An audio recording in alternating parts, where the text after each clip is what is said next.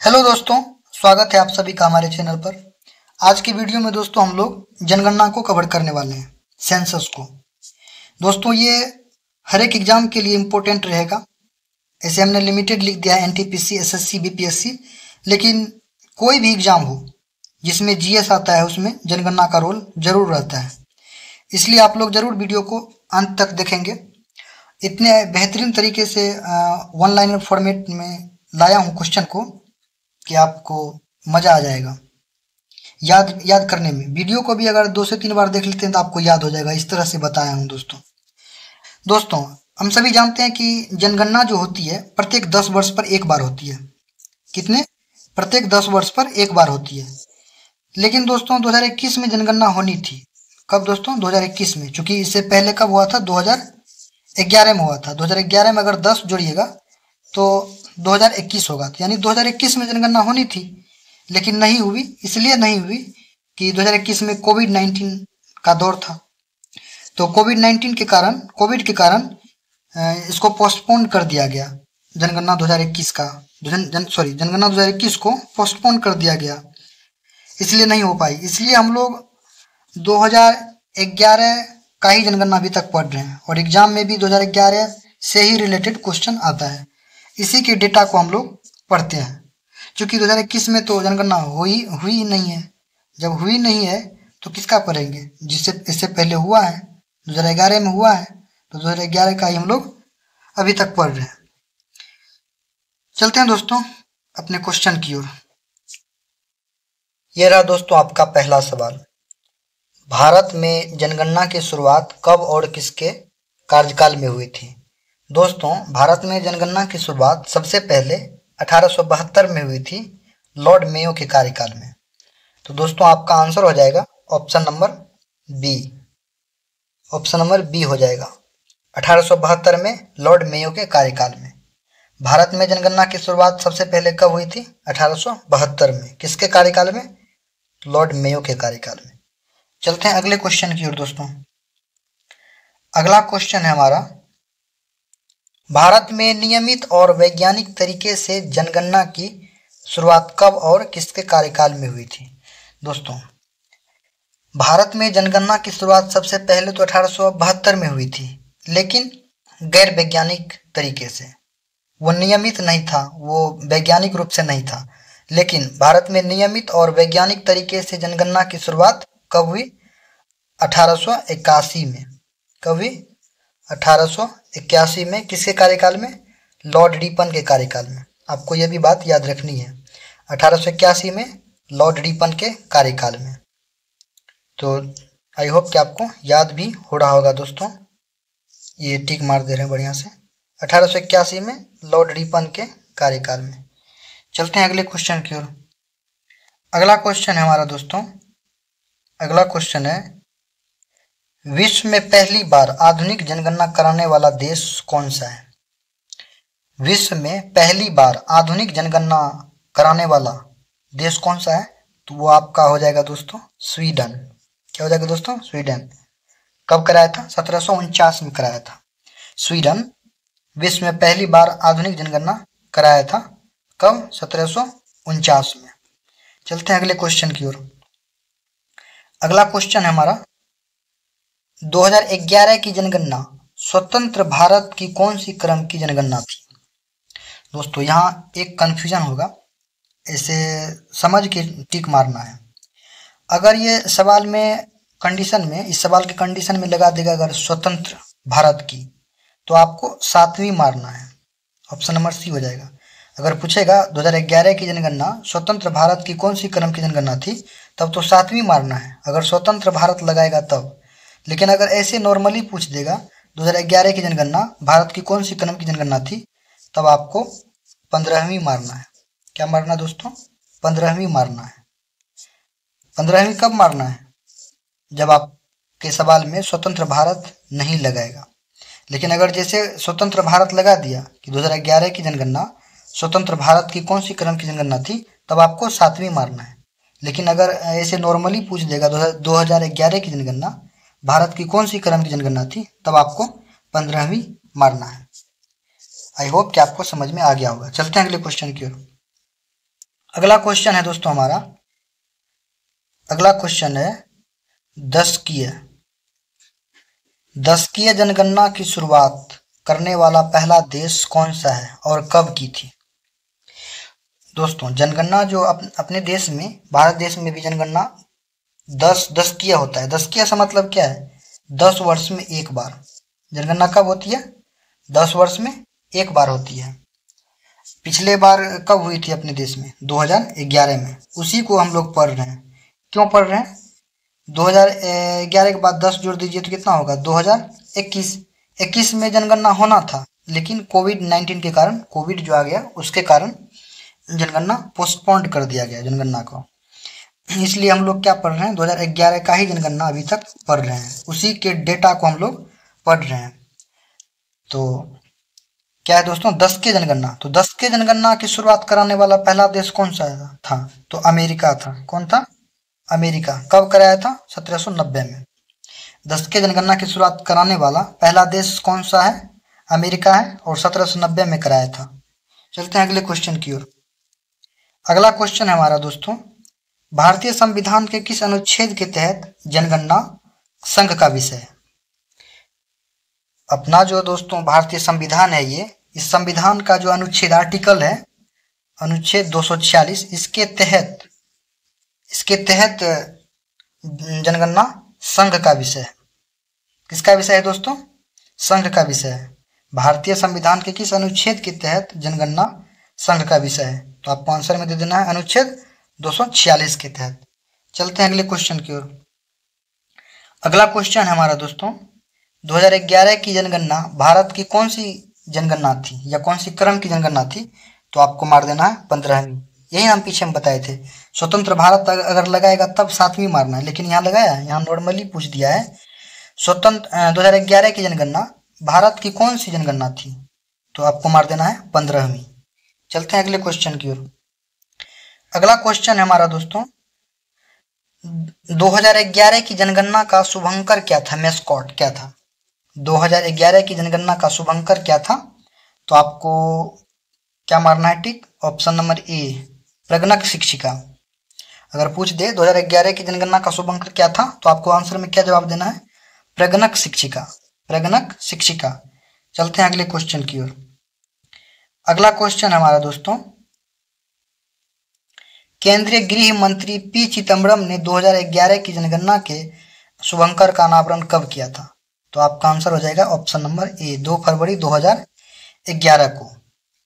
दोस्तों ये जनगणना जो कराता है, ये किसके अंदर में आता है, किस मंत्रालय के अधीन आता है, तो गृह मंत्रालय के अधीन। उस समय 2011 में जब जनगणना हुआ था, तो उस समय मंत्री कौन थे, गृह मंत्री कौन थे, पी चिदम्बरम थे। तो पी चिदम्बरम ने ही अनावरण किया था, मतलब उद्घाटन किया था। शुभंकर का अनावरण किसने किया था, पी चिदम्बरम ने ही, 2 फरवरी 2011 को। केंद्रीय गृह मंत्री पी चिदम्बरम ने 2011 की जनगणना के शुभंकर का अनावरण कब किया था, 2 फरवरी 2011 को। जनगणना का शुभंकर क्या था, अभी पीछे तुरंत बताए हैं। 2011 की जनगणना का शुभंकर क्या था, प्रगणक शिक्षिका, आपको याद रखनी है। चलते हैं अगले क्वेश्चन की ओर। अगला क्वेश्चन हमारा दोस्तों, 2011 की जनगणना का आदर्श वाक्य स्लोगन क्या था। अंग्रेजी में बोलते हैं वाक्य, आदर्श वाक्य को स्लोगन। देखिए दोस्तों, आपसे इसी को इस ढंग से भी पूछ सकता है, 2011 की जनगणना का आदर्श वाक्य पूछ दे, या स्लोगन पूछ दे, या नारा। 2011 की जनगणना का नारा क्या था, या पूछ दे आदर्श वाक्य क्या था, तो आपको देना है आंसर में, हमारी जनगणना हमारा भविष्य। क्या देना है दोस्तों, हमारी जनगणना हमारा भविष्य, ऑप्शन नंबर ए। इसी को अंग्रेजी में कभी कभी पूछ देता है दोस्तों, आपको याद रखना है, हमारी जनगणना हमारा भविष्य। ये तो हिंदी में हो गया, इसी का इंग्लिश में क्या होता है, इसका इंग्लिश होता है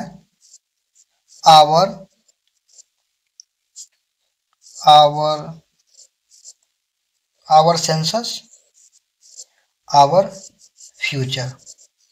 ये भी आपसे पूछ सकता है, अगर मान लीजिए ये आपको पता नहीं है, अब पूछ दिया सवाल में ये अंग्रेजी में, आवर सेंसस आवर फ्यूचर, तो आपको दोनों याद रखना है। हिंदी में बोलते हैं हमारी जनगणना हमारा भविष्य, और अंग्रेजी में इसी को क्या बोलते हैं, आवर सेंसस आवर फ्यूचर। चलते हैं अगले क्वेश्चन की ओर। अगला क्वेश्चन है दोस्तों हमारा, 2011 की जनगणना के समय भारत के जनगणना आयुक्त कौन थे? 2011 की जनगणना के समय भारत के जनगणना आयुक्त कौन थे? तो आपका आंसर हो जाएगा option number A, doctor C Chandramouli.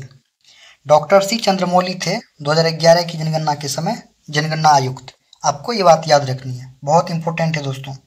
चलते हैं अगले क्वेश्चन की ओर। अगला क्वेश्चन है दोस्तों हमारा, 2011 की जनगणना की अनुमानित लागत कितनी थी? 2011 की जनगणना की अनुमानित लागत कितनी थी? लगभग में बोलना है। तो आपका आंसर हो जाएगा दोस्तों ऑप्शन नंबर ए, 2200 करोड़ रुपये। 2200 करोड़ रुपये 2011 की जनगणना की अनुमानित लागत थी। चलते अगले क्वेश्चन की ओर दोस्तों। अगला क्वेश्चन है हमारा दोस्तों, अगला क्वेश्चन है 2011 की जनगणना के अनुसार भारत में कितने जिले शामिल हैं? दोस्तों जनगणना जो होता है 10 वर्ष में एक बार होता है, लेकिन हम लोग कौन सा जनगणना पढ़ रहे हैं? 2011 वाला जनगणना पढ़ रहे हैं। क्यों पढ़ रहे हैं दोस्तों? इसलिए पढ़ रहे हैं कि 10 साल बाद क्या होगा, 2021, यानी 2011 के बाद 2021 में होना चाहिए था जनगणना, लेकिन कोविड के कारण पोस्टपोन कर दिया गया 2021 वाला जनगणना। इसलिए अभी तक 2021 का जनगणना नहीं हुआ है। इसलिए हम लोग 2011 वाला जो जनगणना था उसी के डेटा को हम लोग पढ़ रहे हैं, और एग्जाम में भी उसी से संबंधित पूछ रहा है। और भारी मात्रा में इससे पूछा जाता है जनगणना से सवाल, चाहे कोई भी एग्जाम हो जिसमें जीएस आता है उसमें ये भर भर के पूछता है। इसलिए आपको याद जरूर रखना है दोस्तों।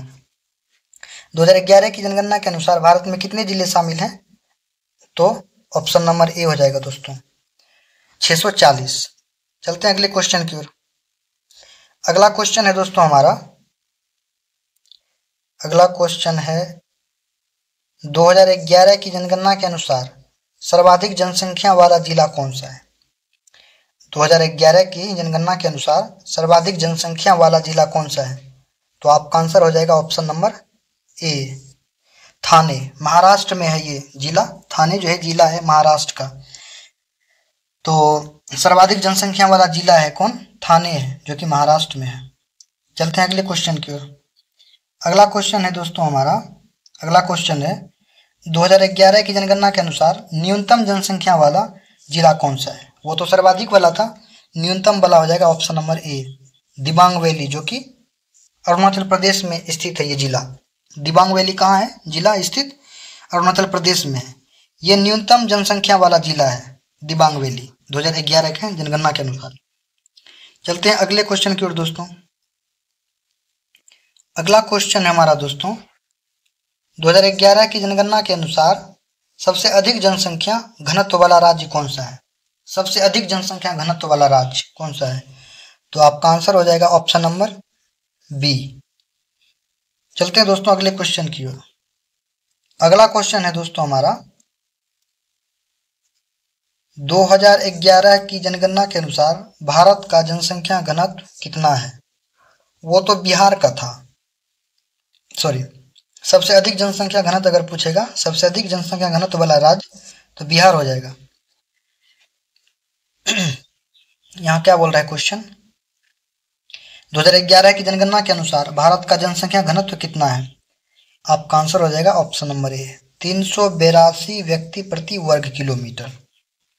मतलब भारत में अभी 382 व्यक्ति जो है प्रति, मतलब एक वर्ग किलोमीटर में 382 व्यक्ति रह रहा है, ये इसको बोलते हैं घनत्व। तो भारत का जनसंख्या घनत्व कितना है? 382 व्यक्ति प्रति वर्ग किलोमीटर। अब इसका अर्थ हमने समझा दिया। 382 व्यक्ति प्रति वर्ग किलोमीटर का अंतर मतलब 382 व्यक्ति प्रति वर्ग किलोमीटर का मतलब क्या है कि एक वर्ग किलोमीटर में 382 व्यक्ति रह रहा है भारत में। चलते हैं अगले क्वेश्चन की ओर। अगला क्वेश्चन है दोस्तों हमारा, 2011 की जनगणना के अनुसार बिहार का जनसंख्या घनत्व कितना है? 2011 की जनगणना के अनुसार बिहार का जनसंख्या घनत्व कितना है? आपका आंसर हो जाएगा ऑप्शन नंबर बी। क्या हो जाएगा दोस्तों? ऑप्शन नंबर बी, 1106 व्यक्ति प्रति वर्ग किलोमीटर। अब इसका मतलब समझ लीजिए, 1106 व्यक्ति प्रति वर्ग किलोमीटर का क्या मतलब है कि एक वर्ग किलोमीटर में 1106 व्यक्ति रह रहा है बिहार में। और ये सबसे ज़्यादा घनत्व है बिहार का, पूरे भारत में सबसे ज़्यादा घनत्व, जनसंख्या घनत्व, पूरे भारत में सबसे ज़्यादा जनसंख्या घनत्व वाला राज्य यही बिहार है। एक वर्ग किलोमीटर में कितना रह रहा है? 1106 व्यक्ति। समझ सकते हैं। चलते हैं अगले क्वेश्चन की ओर दोस्तों। अगला क्वेश्चन है दोस्तों हमारा, 2011 की जनगणना के अनुसार भारत की साक्षरता दर कितनी है? 2011 की जनगणना के अनुसार भारत की साक्षरता दर कितनी है? तो आपका आंसर हो जाएगा दोस्तों ऑप्शन नंबर ए, 74.04%। ये भारत की साक्षरता दर है 2011 की जनगणना के अनुसार, 74.04%। चलते हैं अगले क्वेश्चन की ओर। अगला क्वेश्चन है दोस्तों हमारा, 2011 की जनगणना के अनुसार भारत में पुरुष साक्षरता दर कितनी है? ये इंडिविजुअल पूछ रहा है, पुरुष का, केवल पुरुष का पूछ रहा है। तो 2011 की जनगणना के अनुसार भारत में पुरुष साक्षरता दर कितनी है? तो आपका आंसर हो जाएगा दोस्तों ऑप्शन नंबर ए, 82.14%। कितना है दोस्तों? पुरुष साक्षरता दर कितनी है? 82.14%। चलते हैं अगले क्वेश्चन की ओर। अगला क्वेश्चन है दोस्तों हमारा, 2011 की जनगणना के अनुसार भारत में महिला साक्षरता दर कितनी है? वो तो पुरुष था 82.14%। यहाँ पूछ रहा है 2011 की जनगणना के अनुसार भारत में महिला साक्षरता दर कितनी है? तो आपका आंसर हो जाएगा दोस्तों 65.46%। कितना हो जाएगा दोस्तों? 65.46%। ये महिला साक्षरता दर है 2011 की जनगणना के अनुसार भारत में महिला साक्षरता दर है ये 65.46%। चलते हैं अगले क्वेश्चन की ओर। अगला क्वेश्चन है दोस्तों हमारा, जनगणना कितने वर्ष में एक बार की जाती है? पीछे बताया अभी हमने, जनगणना कितने वर्ष में एक बार होती है? तो आपका आंसर क्या हो जाएगा? ऑप्शन नंबर बी, 10 वर्ष में एक बार होती है। इसी को बोलते हैं दशकीय जनगणना। जनगणना कितने वर्ष में एक बार की जाती है? तो ऑप्शन नंबर बी हो जाएगा, 10 वर्ष में एक बार की जाती है। चलते हैं अगले क्वेश्चन की ओर दोस्तों। अगला क्वेश्चन है दोस्तों हमारा, 2011 की जनगणना के अनुसार भारत के किस राज्य की जनसंख्या सबसे कम है? 2011 की जनगणना के अनुसार भारत के किस राज्य की जनसंख्या सबसे कम है? आपका आंसर हो जाएगा दोस्तों ऑप्शन नंबर ए, सिक्किम। भारत का जो ये राज्य है सिक्किम, ये सबसे कम जनसंख्या वाला राज्य है 2011 की जनगणना के अनुसार, अकॉर्डिंग टू 2011 की जनगणना के अनुसार। चूंकि 2021 में जनगणना हुआ नहीं है तो हम लोग पिछले डाटा के बेस पर पढ़ते हैं। चलते हैं अगले क्वेश्चन की ओर। अगला क्वेश्चन है दोस्तों हमारा, 2011 की जनगणना के अनुसार 2011 की जनगणना के अनुसार भारत के किस राज्य की जनसंख्या वृद्धि दर नकारात्मक रही है?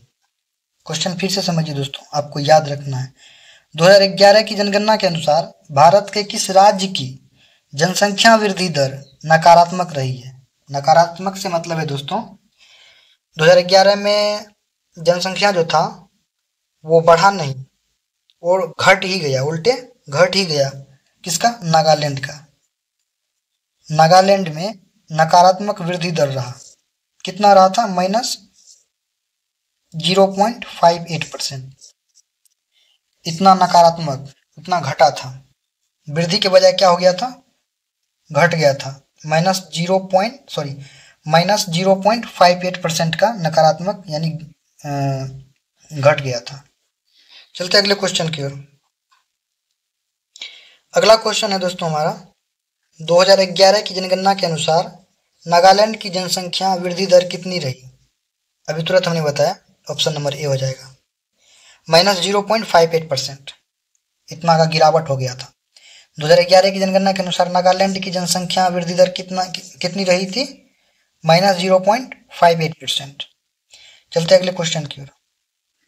अगला क्वेश्चन है दोस्तों हमारा, 2011 की जनगणना के अनुसार किस राज्य की दशकीय जनसंख्या वृद्धि दर सबसे अधिक रही? 2011 की जनगणना के अनुसार किस राज्य की दशकीय जनसंख्या वृद्धि दर सबसे अधिक रही? दशकीय, तो आपका आंसर हो जाएगा दोस्तों ऑप्शन नंबर ए, मेघालय। चलते हैं अगले क्वेश्चन की ओर। अगला क्वेश्चन है दोस्तों हमारा, 2011 की जनगणना के अनुसार मेघालय राज्य की दशकीय जनसंख्या वृद्धि दर कितनी रही है? ये अकॉर्डिंग टू 2011 का जनगणना के अनुसार बता रहे हैं। 2011 की जनगणना के अनुसार मेघालय राज्य की दशकीय जनसंख्या वृद्धि दर कितनी रही? तो आपका आंसर हो जाएगा दोस्तों ऑप्शन नंबर बी, 27.95%। 27.95%। चलते हैं अगले क्वेश्चन की ओर। अगला क्वेश्चन है दोस्तों हमारा, अगला क्वेश्चन है 2011 की जनगणना के अनुसार भारत के किस राज्य में अनुसूचित जाति मीन्स शेड्यूल कास्ट, अनुसूचित जाति एससी की अधिकतम आबादी है? आपका आंसर हो जाएगा दोस्तों ऑप्शन नंबर ए। क्या हो जाएगा दोस्तों? ऑप्शन नंबर ए हो जाएगा, उत्तर प्रदेश। उत्तर प्रदेश में अनुसूचित जाति एससी की अधिकतम आबादी है 2011 की जनगणना के अनुसार। चलते हैं अगले क्वेश्चन की ओर। अगला क्वेश्चन है दोस्तों हमारा, 2011 की जनगणना के अनुसार भारत में सबसे कम शहरी आबादी वाला राज्य कौन सा है?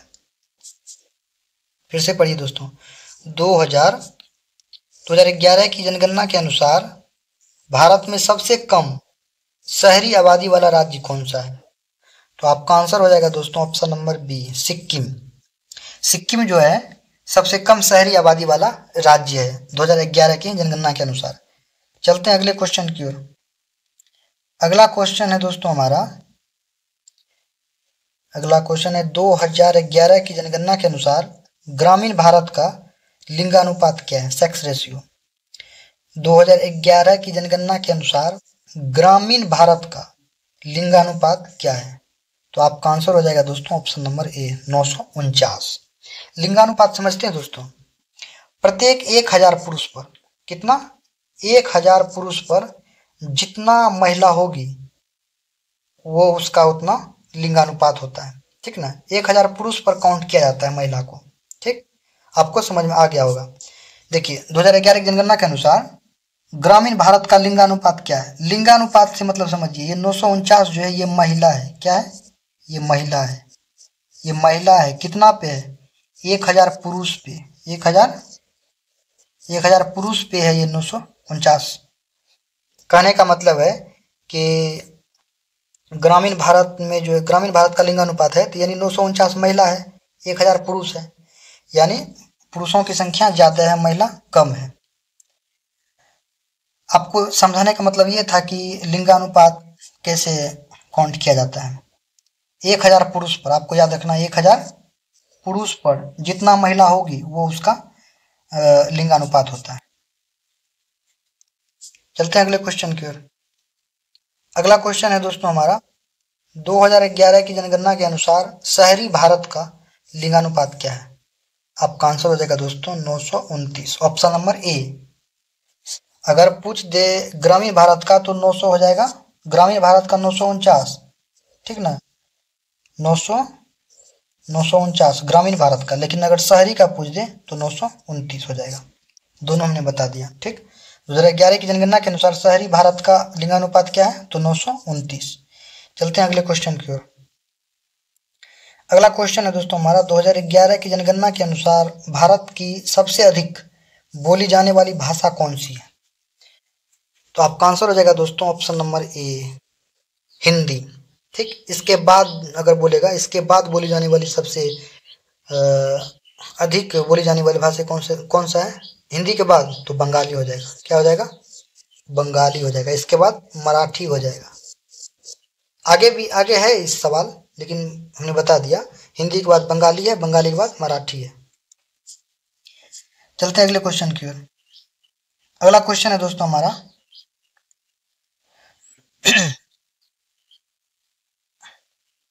अगला क्वेश्चन है दोस्तों हमारा, 2011 की जनगणना के अनुसार किस संघ शासित प्रदेश की जनसंख्या वृद्धि दर सबसे कम रही है? ये बहुत इंपॉर्टेंट है दोस्तों, आपको याद करना ही होगा, बहुत एग्जाम में पूछा गया है, एसएससी का हो या रेलवे का हो, सब में पूछा गया इस सवाल को बार बार। 2011 की जनगणना के अनुसार किस संघ शासित मीन्स केंद्र शासित प्रदेश जिसको बोलते हैं, संघ शासित उसी को बोलते हैं, किस संघ शासित प्रदेश की जनसंख्या वृद्धि दर सबसे कम रही है? तो आपका आंसर हो जाएगा दोस्तों ऑप्शन नंबर बी, लक्षद्वीप। चलते हैं अगले क्वेश्चन की ओर। अगला क्वेश्चन है दोस्तों हमारा, 2011 की जनगणना के अनुसार भारत में मुसलमानों का कुल प्रतिशत कितना है? 2011 की जनगणना के अनुसार भारत में मुसलमानों का कुल प्रतिशत कितना है? तो आपका आंसर हो जाएगा ऑप्शन नंबर ए। क्या जाएगा दोस्तों? ऑप्शन नंबर ए, 14.2%। चलते हैं अगले क्वेश्चन की ओर। अगला क्वेश्चन है दोस्तों हमारा, 2011 की जनगणना के अनुसार किस राज्य में महिला और पुरुष साक्षरता में सबसे अधिक अंतर है? तो आपका आंसर हो जाएगा दोस्तों राजस्थान। क्या हो जाएगा दोस्तों? राजस्थान। 2011 की जनगणना के अनुसार किस राज्य में महिला और पुरुष साक्षरता में सबसे अधिक अंतर है? तो आपका आंसर हो जाएगा राजस्थान। चलते हैं अगले क्वेश्चन की ओर। अगला क्वेश्चन है दोस्तों हमारा, लिंगानुपात सेक्स रेशियो का परिकलन कैसे किया जाता है? पीछे हमने बताया, अभी आपको समझ में आ जाएगा। अभी लिंगानुपात का परिकलन कैसे किया जाता है? आपका आंसर हो जाएगा दोस्तों, देश में प्रति 1000 पुरुषों पर महिलाओं की संख्या। हमने पीछे बताया आपको अभी समझ में आ जाएगा अच्छे से।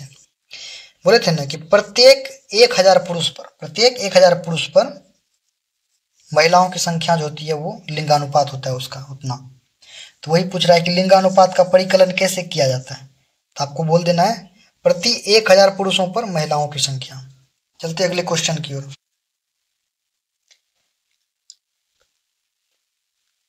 अगला क्वेश्चन है दोस्तों हमारा,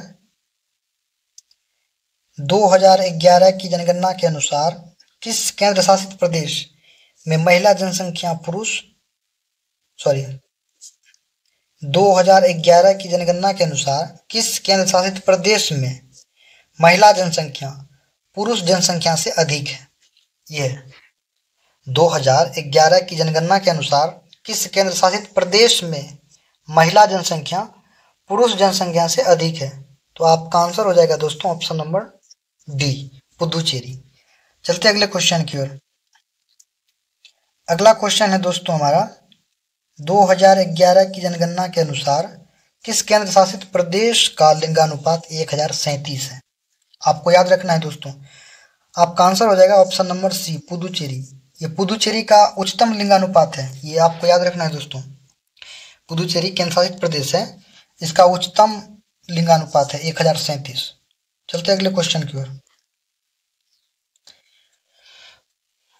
अगला क्वेश्चन है हमारा दोस्तों, अगला क्वेश्चन है 2011 की जनगणना के अनुसार क्षेत्रफल की दृष्टि से भारत का सबसे छोटा केंद्र शासित प्रदेश कौन सा है? क्षेत्रफल में जमीन की दृष्टिकोण से कि जमीन के छोटा बड़ा जो है ना वही छोटा बड़ा, क्षेत्रफल की दृष्टि से मतलब क्या है? जमीन से मतलब है कि कितना बड़ा छोटा है। तो 2011 की जनगणना के अनुसार क्षेत्रफल की दृष्टि से भारत का सबसे छोटा केंद्र शासित प्रदेश कौन सा है? आपको याद रखना है दोस्तों, लक्षद्वीप। क्या हो जाएगा आंसर? लक्षद्वीप। दोस्तों अगर आप चैनल पर नए हैं तो चैनल को सब्सक्राइब जरूर कर लीजिए। आपको इससे अगर बेनिफिट मिल रहा है तो आप जरूर चैनल को सब्सक्राइब कर लीजिए, लाइक कीजिए और शेयर भी कर दीजिए। बेल आइकन भी प्रेस कर लीजिएगा ताकि जो भी हम अपलोड करें कंटेंट आपको सबसे पहले पहुंचे आप तक। चलते हैं दोस्तों अगले क्वेश्चन की ओर। अगला क्वेश्चन है दोस्तों हमारा, 2011 की जनगणना के अनुसार भारत का सबसे अधिक साक्षर जिला कौन सा है? ये VVI दोस्तों वेरी वेरी इंपॉर्टेंट, आप इसको जरूर नोट करेंगे, आपको याद रखना होगा, ये बार बार क्वेश्चन पूछा गया है। 2011 की जनगणना के अनुसार भारत का सबसे अधिक साक्षर जिला कौन सा है? तो आपका आंसर हो जाएगा दोस्तों शेरछिप जिला, जो कि मिजोरम का है। शेरछिप जिला कहाँ है? मिजोरम में है। तो भारत का सबसे अधिक साक्षर जिला कौन सा है? शेरछिप जिला है। कौन सा है दोस्तों? शेरछिप जिला, मिजोरम का। चलते हैं अगले क्वेश्चन की ओर दोस्तों। अगला क्वेश्चन है दोस्तों हमारा, अगला क्वेश्चन है, इसको सही से कर लेते हैं। अगला क्वेश्चन है दोस्तों हमारा, 2011 की जनगणना के अनुसार भारत का बाल लिंगानुपात कितना है? बाल लिंगानुपात होता है 0 से 6 वर्ष के बच्चे को बाल लिंगानुपात कहा जाता है, काउंट होता है। 0 से 6 वर्ष का जो बच्चा होता है वो बाल लिंगानुपात में काउंट होता है। ठीक, तो 2011 की जनगणना के अनुसार भारत का बाल लिंगानुपात कितना है? तो आपका आंसर हो जाएगा दोस्तों ऑप्शन नंबर ए, ऑप्शन नंबर ए 919। चलते हैं अगले क्वेश्चन की ओर। अगला क्वेश्चन है दोस्तों हमारा, 2011 की जनगणना के अनुसार क्षेत्रफल की दृष्टि से भारत के टॉप 3 राज्य कौन से हैं? मतलब कि भारत का जो टॉप 3 राज्य है वो जमीन के दृष्टिकोण से, क्षेत्रफल के दृष्टिकोण से जो बड़ा है वो क्रम बताना है। तो 2011 की जनगणना के अनुसार क्षेत्रफल की दृष्टि से भारत के टॉप 3 राज्य कौन से हैं? तो पहला नंबर में आपका हो जाएगा दोस्तों राजस्थान। क्या हो जाएगा दोस्तों? पहला नंबर में राजस्थान, दूसरे नंबर पर आता है महाराष्ट्र, तीसरे पर बिहार। ये ऑप्शन नंबर ए हो जाएगा। जमीन में सबसे बड़ा कौन सा राज्य है? राजस्थान, इसके बाद है महाराष्ट्र, इसके बाद है बिहार। चलते दोस्तों अगले क्वेश्चन की ओर। सॉरी दोस्तों, ये गलत हमने टिक कर दिया, ये गलत है। पहले पे आएगा राजस्थान, दूसरे पर मध्य प्रदेश, तीसरे पर महाराष्ट्र, ये सही होगा। जमीन के दृष्टिकोण से ये बड़ा है, सबसे भारत में सबसे बड़ा राज्य है क्षेत्रफल की दृष्टि से राजस्थान, और 2 नंबर पे आता है मध्य प्रदेश, 2 नंबर पर मध्य प्रदेश, और 3 नंबर पे आता है महाराष्ट्र। ये आपका सही जवाब है। चलते अगले क्वेश्चन की ओर दोस्तों। अगला क्वेश्चन है दोस्तों, एक बार देख लेते हैं फिर से। हाँ ठीक है दोस्तों, ये ठीक है। अगला क्वेश्चन है दोस्तों हमारा, 2011 की जनगणना के अनुसार जनसंख्या की दृष्टि से, वो था क्षेत्रफल की दृष्टि से, जनसंख्या की दृष्टि से भारत के टॉप 3 राज्य कौन से हैं? जनसंख्या की दृष्टि से आपको टॉप 3 राज्य का क्रम बताना है दोस्तों। सबसे ज्यादा तो जनसंख्या के दृष्टिकोण से कौन है? उत्तर प्रदेश है, इसके बाद महाराष्ट्र है, इसके बाद बिहार है। ये आपका आंसर हो जाएगा। जनसंख्या की दृष्टि से भारत के टॉप 3 राज्य कौन कौन है? उत्तर प्रदेश, महाराष्ट्र, बिहार। ये क्रम याद रखना है, ऐसे नहीं बोल देना है कि उत्तर प्रदेश के बाद बिहार, बिहार के बाद महाराष्ट्र।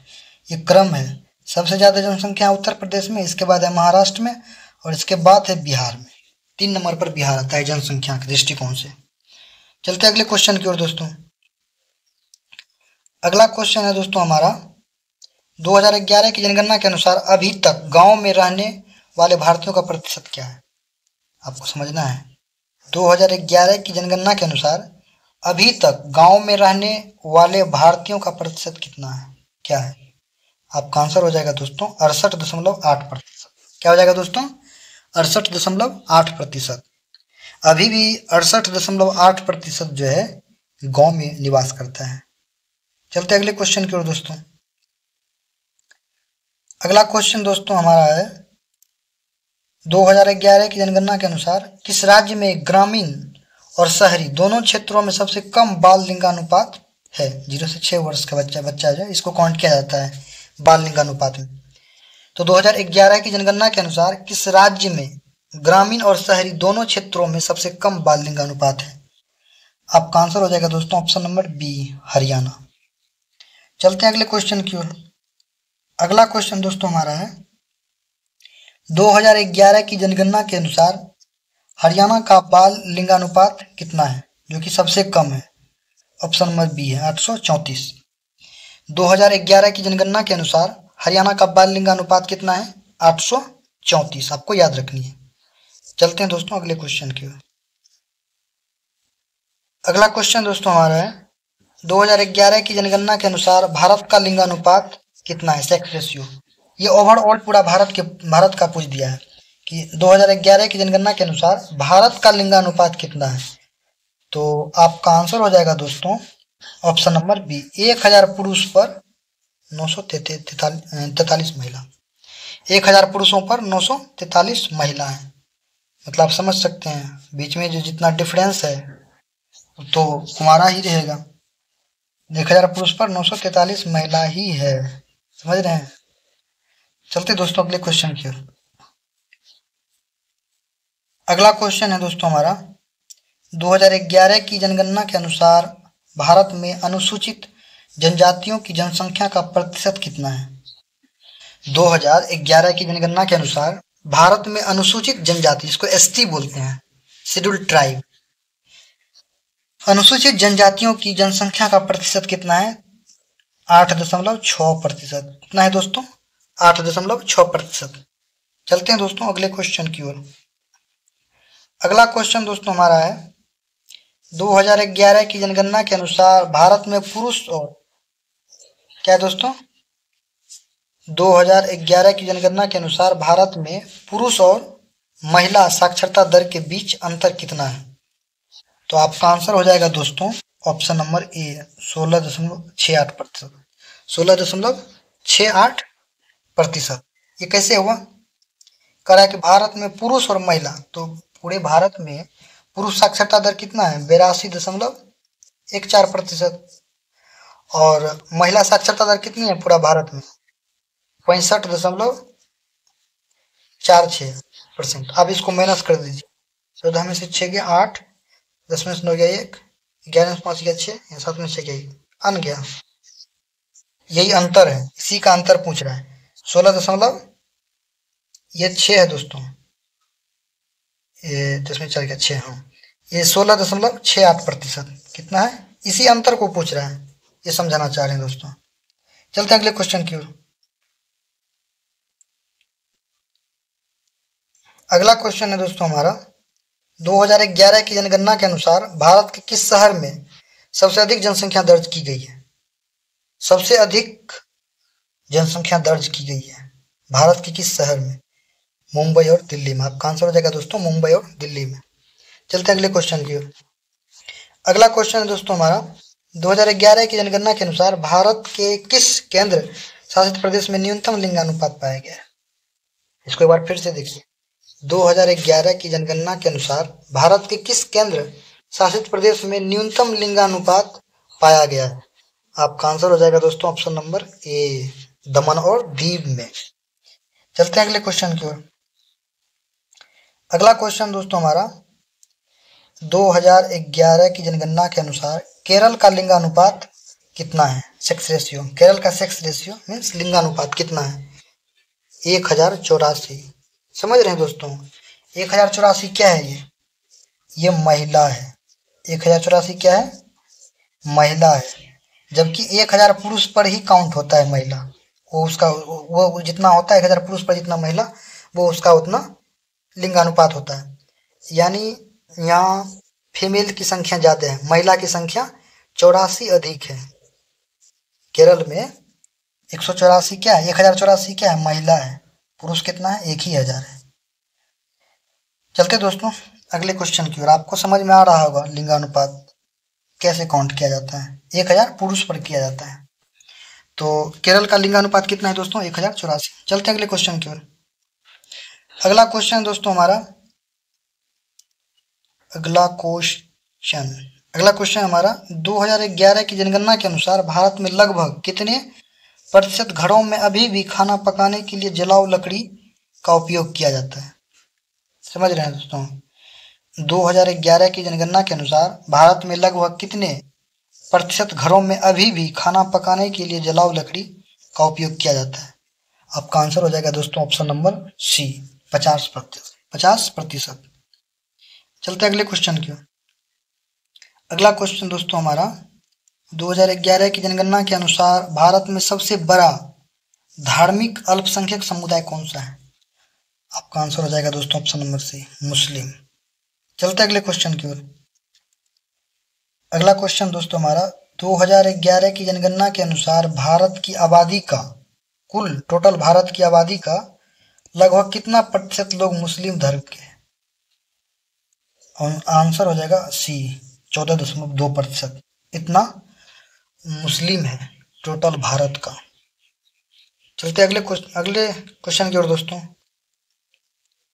अगला क्वेश्चन दोस्तों हमारा 2011 की जनगणना के अनुसार भारत में कितने शहरों की आबादी 10 लाख से अधिक है? ऐसे कितने शहर थे 2011 की जनगणना के अनुसार, या हैं बोलिए, कितने शहर हैं जो 10 लाख से अधिक का आबादी वाला शहर है? 53 शहर इतने ऐसे हैं, 53 शहर ऐसे हैं जो 10 लाख से अधिक आबादी है उसमें, ठीक ना। चलते अगले क्वेश्चन की ओर दोस्तों। अगला क्वेश्चन है दोस्तों हमारा, भारत की किस जनगणना को महान विभाजक वर्ष कहा जाता है? महान विभाजक वर्ष से मतलब है दोस्तों, ये आपका आंसर तो हो जाएगा 1921। 1921 जनगणना का वह वर्ष है दोस्तों जिसमें कि जनसंख्या बढ़ने के बजाय क्या हुआ था, घटी थी, जनसंख्या घटी थी, इसलिए कहा जाता है इसको महान विभाजक वर्ष, इसलिए कहा जाता है 1921 को महान विभाजक वर्ष। चलते अगले क्वेश्चन की ओर दोस्तों। अगला क्वेश्चन है दोस्तों हमारा, स्वतंत्र भारत की पहली जनगणना 1951 ईस्वी में हुई थी। उस समय जनगणना आयुक्त कौन थे? सॉरी दोस्तों, फिर से बताते हैं। स्वतंत्र भारत की पहली जनगणना 1951 ईस्वी में हुई थी। ये बात भी आपको याद रखना है कि स्वतंत्र भारत की पहली जनगणना कब हुई थी? 1951 में। तो वही क्वेश्चन है, इसे जोड़ा हुआ है कि स्वतंत्र भारत की पहली जनगणना 1951 ईस्वी में हुई थी, उस समय जनगणना आयुक्त कौन थे? तो आपका आंसर हो जाएगा option number B, R.A. Gopal Swami. चलते अगले क्वेश्चन की ओर। अगला क्वेश्चन है दोस्तों हमारा, भारत सरकार का कौन सा मंत्रालय देश में जनगणना का कार्य संचालित करता है? ये हमने पीछे बताया, गृह मंत्रालय, होम मिनिस्ट्री, गृह मंत्रालय। चलते अगले क्वेश्चन की ओर। अगला क्वेश्चन है दोस्तों हमारा, जनगणना वर्ष 2011 में भारत के कुल जनसंख्या 121 करोड़ में नगरीकरण का स्तर क्या था? जनगणना वर्ष 2011 में भारत के कुल जनसंख्या 121 करोड़ था, जिसमें नगरीकरण का स्तर क्या था? आपका आंसर हो जाएगा ऑप्शन नंबर ए, 31.15%। चलते हैं अगले क्वेश्चन की ओर। अगला क्वेश्चन है दोस्तों हमारा, 2011 के जनगणना के अनुसार हिंदी ने लगभग कितने प्रतिशत लोगों द्वारा बोली जाने वाली प्रमुख भाषा के रूप में अपना स्थान बरकरार रखा है? आपका आंसर हो जाएगा दोस्तों ऑप्शन नंबर सी, 43.63%। अगला क्वेश्चन है दोस्तों हमारा, 2011 के जनगणना के अनुसार हिंदी के बाद कौन सी भाषा भारत में सबसे अधिक लोगों द्वारा बोली जाती है? हिंदी के बाद जो भाषा है वो सबसे अधिक बोली जाती है, वो कौन सी भाषा है? पीछे हमने बताया था दोस्तों डिस्कशन में, ऑप्शन नंबर सी होगा बंगाली। बंगाली के बाद 3 नंबर पे क्या आता है दोस्तों? मराठी। चलते हैं अगले क्वेश्चन की ओर। अगला क्वेश्चन है दोस्तों हमारा, 2011 की जनगणना के अनुसार ग्रामीण क्षेत्रों में रहने वाले लोगों की संख्या किस राज्य में सबसे अधिक है? मतलब कि ऐसा कौन सा राज्य है जिसमें ग्रामीण क्षेत्र में लोग सबसे ज्यादा रहते हैं, ठीक, लोगों की संख्या। ठीक है दोस्तों, आपका आंसर हो जाएगा यूपी, उत्तर प्रदेश। क्या हो जाएगा दोस्तों? उत्तर प्रदेश। चलते हैं अगले क्वेश्चन की ओर। अगला क्वेश्चन है दोस्तों हमारा, 2011 की जनगणना के अनुसार भारत के किस राज्य ने जनसंख्या में सबसे अधिक वृद्धि प्रतिशत दर्ज किया है? आपका आंसर हो जाएगा दोस्तों बिहार। चलते हैं अगले क्वेश्चन की ओर दोस्तों। अगला क्वेश्चन है दोस्तों हमारा, 2011 की जनगणना के अनुसार भारत के किस शहर की जनसंख्या सबसे अधिक है? फिर से दोस्तों, 2011 की जनगणना के अनुसार भारत के किस शहर की जनसंख्या सबसे अधिक है? आपका आंसर हो जाएगा दोस्तों मुंबई।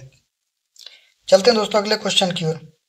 अगला क्वेश्चन है दोस्तों हमारा, 2011 की जनगणना के अनुसार विश्व की कुल जनसंख्या में भारत की भागीदारी कितनी है?